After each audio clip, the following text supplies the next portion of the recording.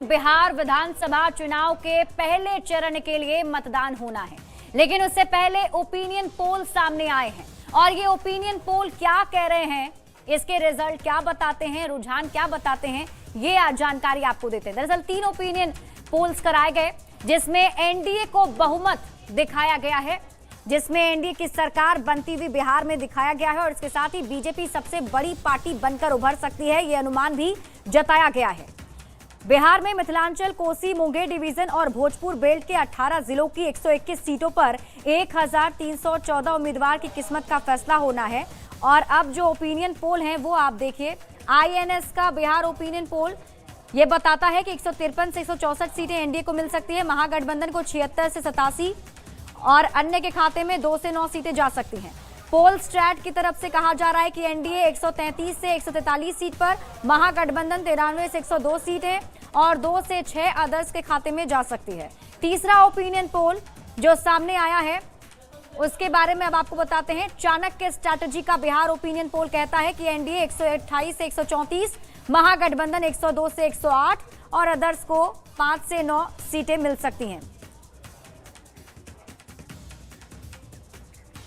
और अब बड़ी खबर आपको पटना से बताते हैं। जेडीयू के राष्ट्रीय कार्यकारी अध्यक्ष संजय झा से खास बातचीत हुई है। देखिए, पहले चरण का मतदान कल ही होना है और उससे पहले ये खास बातचीत उनके साथ की गई है। बिहार विधानसभा चुनाव को लेकर उन्होंने कई दावे किए हैं, क्या कुछ कहा है आपको दिखाते हैं। जेडीयू के राष्ट्रीय कार्यकारी अध्यक्ष संजय झा इस वक्त हमारे साथ मौजूद हैं। सर, एग्जिट पोल आ रहा है, उसमें एनडीए के लिए तो अच्छी खबर आ रही है।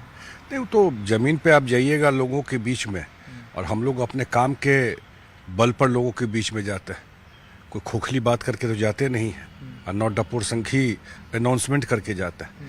ठोस जो काम नीतीश जी ने किया है, एनडीए सरकार ने किया है, उसके नाम पे जाते हैं और प्रॉमिस भी वही किया है जो हम लोग कर सकते हैं, उसकी तैयारी कर सकते हैं, तो वही किया है। और मुझे लगता है कि जो फिगर आया है, उस जो सर्वे में आ रहा है 140 से 60 है, उससे बेहतर रिजल्ट रहे।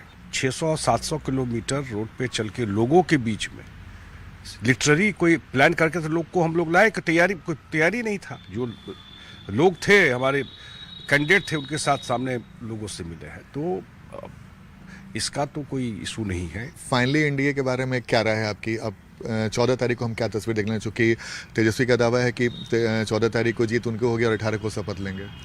वो तो शपथ बहुत दिन से ले रहे हैं, मुगालते में न रहे। बिहार की जनता कभी उनको ये मौका नहीं देने वाली। शपथ नीतीश कुमार ही लेंगे और पूरे बिहार के लोगों का ट्रस्ट, विश्वास नीतीश जी पर ही है। और ये ट्रस्ट, विश्वास खोखली बात करके उन्होंने हासिल नहीं किया। ये ट्रस्ट और विश्वास वो अपना काम करके लोगों का विश्वास जीता। अब एक महत्वपूर्ण बात आपने कही, यानी कि हम 18 तारीख अगर एनडीए की जीत होती है तो 18 तारीख को हम नीतीश कुमार को शपथ लेते हैं। उन्हीं के नेतृत्व में चुनाव लड़ रहे हैं, कहाँ कंफ्यूजन है। तो